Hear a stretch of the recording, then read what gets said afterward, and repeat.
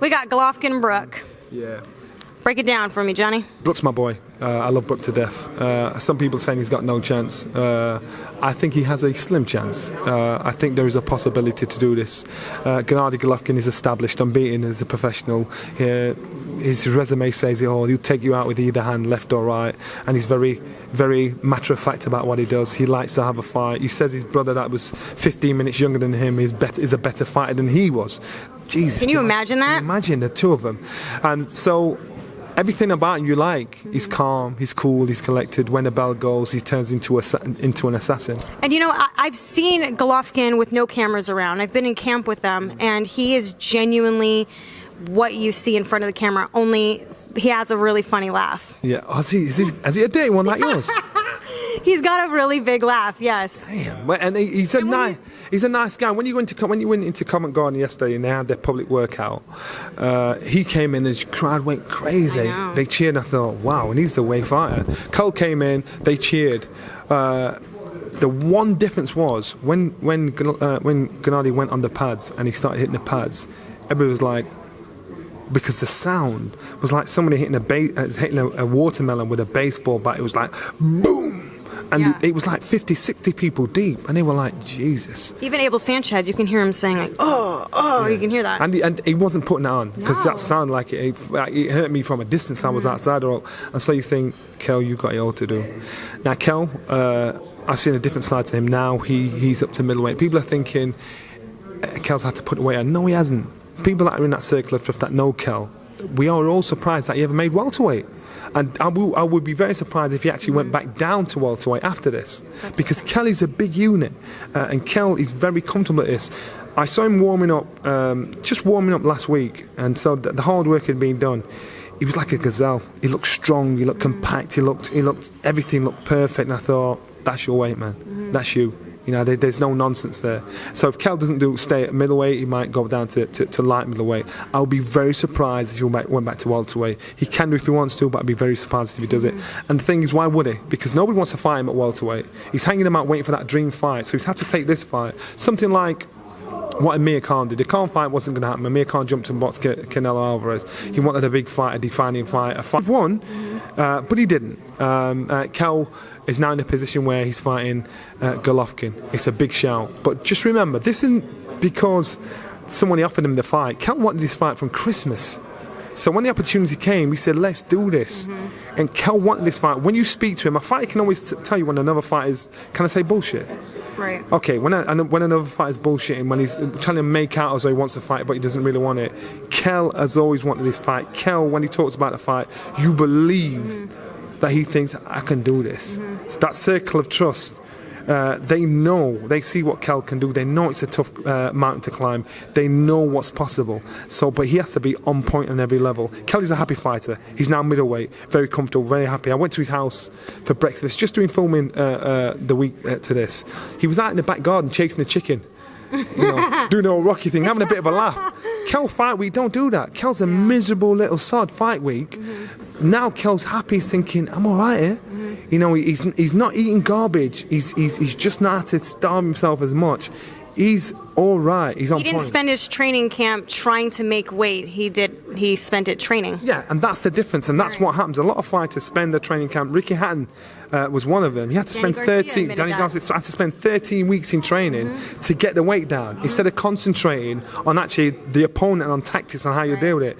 Kel now, for once, has actually enjoyed, learning something new, and I think it's a rejuvenated Kel. I do think that no matter what happens, we will see the best of Kel, because now he's in a position where the fear of God has been put into him, where he's fighting Golovkin. He knows this guy can hit. He knows this guy can hit. He'll be like a deer in the woods. You're going to be alert. You're going to be on point. You're going to be thinking, right, watching out for everything. You're going to make sure you're sharp. As long as Kel doesn't stand back in the barrier his work when he gets a good shot in, because he's very accurate on Golovkin, then we're all right. Kel needs to, in my opinion, if I was Dominic Ingle, his trainer, I'd say jump on him. Jump for the first 3 rounds. Your speed, that extra power you've got, is going to be your advantage. He's going to make all the difference. And because Golovkin isn't fast, but he's powerful, so Kel can get in, bam, bam, bam, block, move out of the way. As the fight rolls on, and you slow down a little bit, your energy levels drop, that's when you get hit a lot more. You don't want to let Golovkin even miss because it hurts. So Kell's got to be smart about the tactics he chooses. I asked Dominic, how are you going to deal with this? And this is like, he's like, Johnny, just trust me, we'll be all right. So I thought, all right, I know what I'd do, I know what I'd say, but they've obviously seen something. It's one thing to walk around at a certain weight. It's another thing to face somebody who's comfortable at that weight and who's very strong, a very strong middleweight. You can't ignore the fact that Gennady's record is what it is, and he has stopped how many of his opponents now? 22 in a row? Yeah. So what makes Kell that one? What makes him so special? The special K that will stop Gennady Golovkin on the streak that he's on at the moment. Well, everybody's got a chink in their armour. And Because to have a chin is one thing at 147. Yeah. Your ability to take a punch at 160 may be very different than it is at 147. In my opinion, I think Kell technically, as a technician, is a better fighter. Okay. So Kell, in my opinion, could outbox Golovkin. But because Golovkin punches so hard and hits so hard, that's the problem. Would you want to be trying to outbox this guy for 12 rounds? Because if he hits you once, you're going to know about it. Golovkin was reported to have been saying, I think they were out in Big Bear, and he forgot he had his microphone on him, and he was at the other side of the gym, and he was speaking to his trainer, and Golovkin saying, as soon as I hit him with a jab, I don't think it's going past one round, maybe two. That's what's in his head. That's what's in his head. So he's thinking, Kell, even though he's respectful to Kell, because Kell's an unbeaten welterweight champion, he's thinking, as soon as I hit you, I'll hurt you. That's a worse way to think. Because what happens if that doesn't work? What's plan B? What are you going to do? What happens when you hit somebody that doesn't fall down straight away? I'm not saying Kell won't, because Kell's obviously welterweight, but now, obviously, Kell's got to use speed, boxing ability, and that bit of strength he's got. He's nowhere near as strong as Golovkin. This is a tough ask for Kell. It's not an impossible task. It's a tough ask. But Johnny, is this exactly what Canelo versus Khan was? Everyone was saying the same thing. Khan's a better boxer, but Canelo's bigger and stronger. Is this 2.0? But listen, when you look at Canelo, Khan, to me, he made a mistake and he paid the price. If you look at the knockout when Khan got hit, because I thought he was ahead on points, in my opinion. I thought when he got hit, if you look just before he got hit, Khan, his concentration was he just stabbed his nose, looked up. As he looked up, Canelo's shot was on its way. Right. You need to be focused 100% on your opponent. So when the shots are going bam, bam, bam, you're on it all the time. You ain't got time to look cool, like trying to style it out. But are you saying that, sorry. Cannot afford to make one mistake. So he has to actually have a perfect fight to win against Gennady Golovkin. The only way he wins. If he hasn't got a perfect fight, he loses. Amir Khan was the same. He didn't have a perfect fight. He made one mistake and he paid the price. How often do boxers have the perfect fight, though? It has been done. Sugar Ray Leonard against Marvin Hagler. 5 years out, came back. He had the perfect fight. He did the right thing. This can be done. There's fights that have surprised and shocked us. Lloyd Honeyghan against Donald Curry was the right time, right place. He played the perfect fight. He took the right tactics. You know, you can always pull fighters out of the hat at the end and say, yeah, he did it.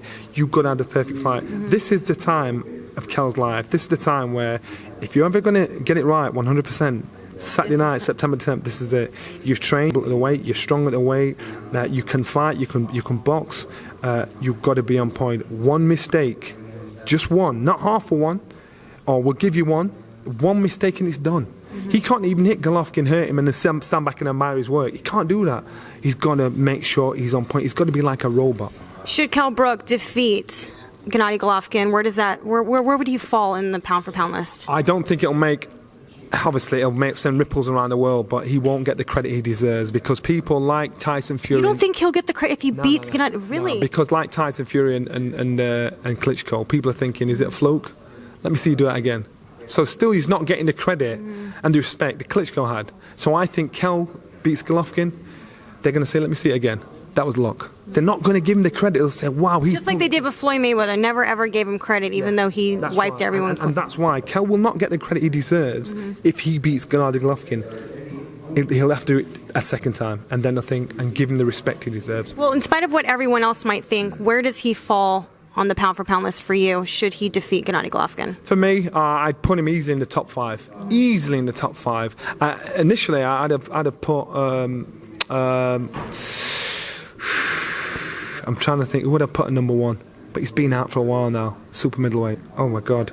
I can't remember. It'll come back to me again. But I'd put Kell in top 5, easy, without a doubt. I wouldn't put him at number 1 because he has to prove that. He has to all of a sudden take a few scalps. There's no point in just you take one good scalp out. That's good.